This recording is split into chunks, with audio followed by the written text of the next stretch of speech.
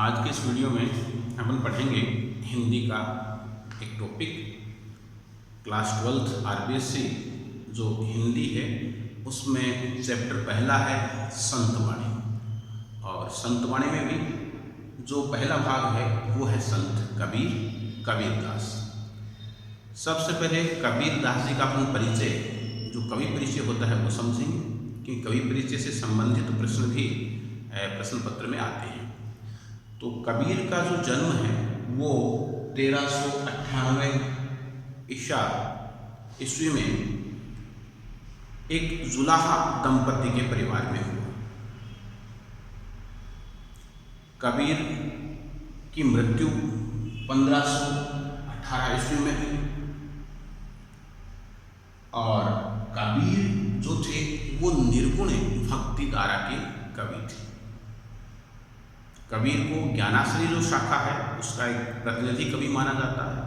निर्गुण भक्ति धारा से तात्पर्य है कि कबीर ने ये बताया कि ईश्वर अपने हृदय में विराजमान है, अपने मन में है, कण कण में है और उन्होंने ईश्वर को इसी रूप में माना कि ईश्वर है, वो हर जगह है, ईश्वर है, लेकिन वो किस रूप में है, कैसे उसकी पूजा होनी चाहिए, इन चीज़ों को कबीर ने नहीं माना। इसलिए कबीर को निर्गुण भक्ति धारा का कवि माना जाता है।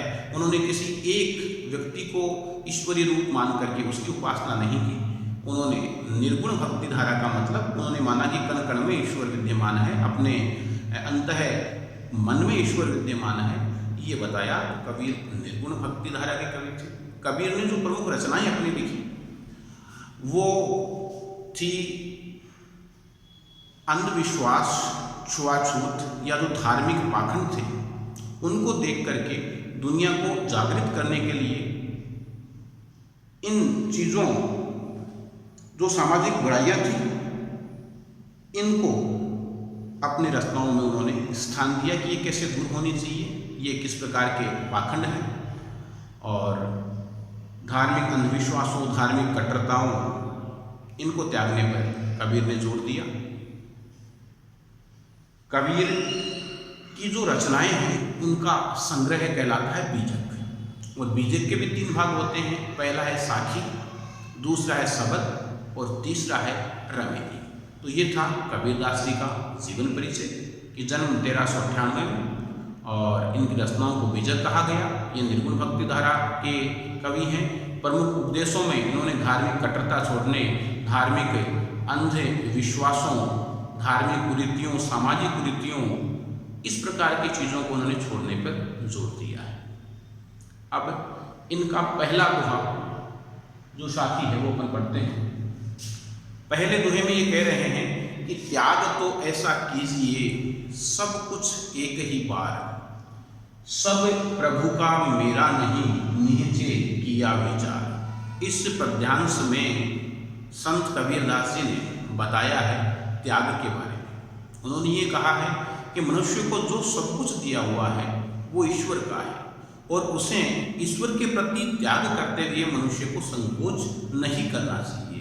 मनुष्य को ये मानना चाहिए कि यहाँ तक कि मेरा शरीर और जो भी सुख साधन, अन्य चीज़ें मुझे दी गई हैं वो सारी ईश्वरीय कृपा है और जब मुझे ये त्यागनी पड़े तो मुझे सर्वस्व यानी सब कुछ एक साथ त्याग देना चाहिए। तो देखिए पढ़ते हैं दोहे को।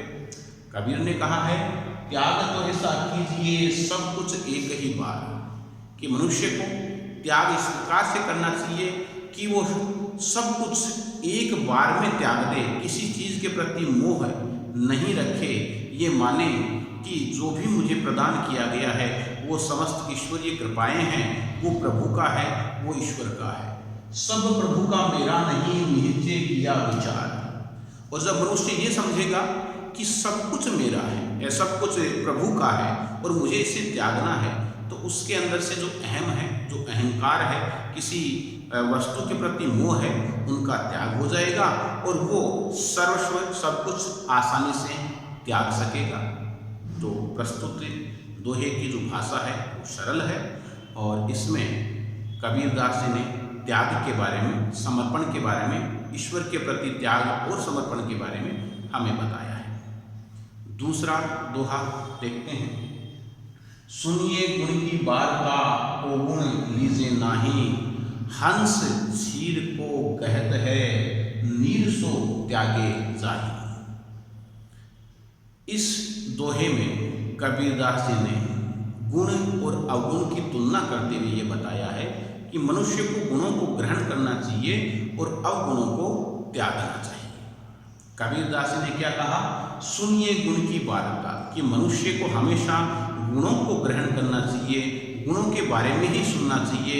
अवगुण लीजिए नहीं, और अवगुणों को, बुराइयों को अपने जीवन में ग्रहण नहीं करना चाहिए। हंस चीर को कहत है, कबीरदास जी उदाहरण देते हुए बता रहे हैं, दृष्टांत देते हुए बता रहे हैं। तो हंस चीर को कहत है, यहाँ दृष्टांत अलंकार इस दोहे में है कि उदाहरण कबीरदास जी दे रहे हैं कि हंस चीर को कहत है। कबीरदास जी कह रहे हैं कि हंस पानी और दूध के मिश्रण में से दूध को ग्रहण करके पानी को अलग छोड़ देता है, ये हंस की प्रवृत्ति होती है।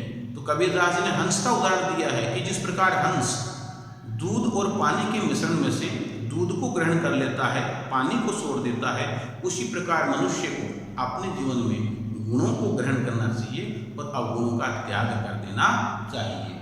हंस चीर को कहत है नीर सो त्यागे जाही, कि हंस दूध को ग्रहण कर लेता है और पानी को छोड़ देता है, ठीक उसी प्रकार मनुष्य को अपने जीवन में गुणों को ग्रहण करना चाहिए और अवगुणों का सदा त्याग करना चाहिए। तो इस दोहे में कबीरदास जी ने गुणों को ग्रहण करने और अवगुणों को त्यागने का उपदेश मानव जाति को दिया है। तीसरा जो है दोहा, छोड़े जब अभिमान को सुखी भया सब जीव, छोड़े जब अभिमान को सुखी भया सब जीव, भावे कोई कछु कहे मेरे ही निज पीव। कबीरदास जी ने इस तीसरे दोहे में अहंकार और अभिमान का त्याग करने की बात कही है। वो कह रहे हैं कि मनुष्य जब अहंकार को त्याग देता है तो वो परम सुख को प्राप्त कर लेता है, वो सुखी हो जाता है, उसे किसी प्रकार का दुख नहीं रहता और उसके मन में ईश्वर विराजते हैं, परमात्मा उसके मन में विराजमान हो जाते हैं। ऐसा संदेश इस दोहे में दिया है। तो पढ़ते हैं, छोड़े जब अभिमान को, कि जब मनुष्य अभिमान को छोड़ता है, अहंकार को त्याग देता है, सुखी भया जब जीव, तो वो जीव, वो मनुष्य हर प्रकार से सुखी हो जाता है, उसे किसी प्रकार का दुख नहीं रहता। छोड़े जब अभिमान को सुखी भया सब जीव, कि जब मनुष्य अभिमान को त्याग देता है, अहंकार को त्याग देता है, तो वह सुखी हो जाता है। भावे कोई कछु कहे, कि चाहे इस संसार में व्यक्ति कोई कुछ भी कहे, मेरे ये निज पीव, कि अगर मैंने अहंकार को त्याग दिया है तो मेरे मन में, मेरे मन मंदिर में भगवान का निवास हो गया है, मेरे प्रिय ईश्वर का निवास हो गया है, चाहे संसार कुछ भी कहता रहे। भावे कोई कछु कहे, कि चाहे संसार कोई कुछ भी कहे, भावे कोई कछु कहे, इसमें अनुप्रास अलंकार है। तो अनुप्रास अलंकार इस दोहे में ऊपर वाले में हंस चीर को कहत है, इसमें दृष्टांत अलंकार था। तो भावे कोई कछु कहे, कि चाहे संसार कुछ भी कहता रहे, मेरे ही निज पीव, मेरे मन में तो साक्षात ईश्वर जो मेरे प्रिय हैं उनका निवास हो गया है और मैंने अहंकार को त्याग दिया है। इसी प्रकार यदि ये समस्त मानव जाति अहंकार का त्याग कर दे तो वो हर प्रकार से सुखी हो सकती है। तो इस प्रकार इन दोहों में कबीरदास जी ने अहंकार को त्यागने, गुणों को ग्रहण करने और संसार में सभी कृपाओं को ईश्वरीय समझ के सब कुछ त्याग देने का संदेश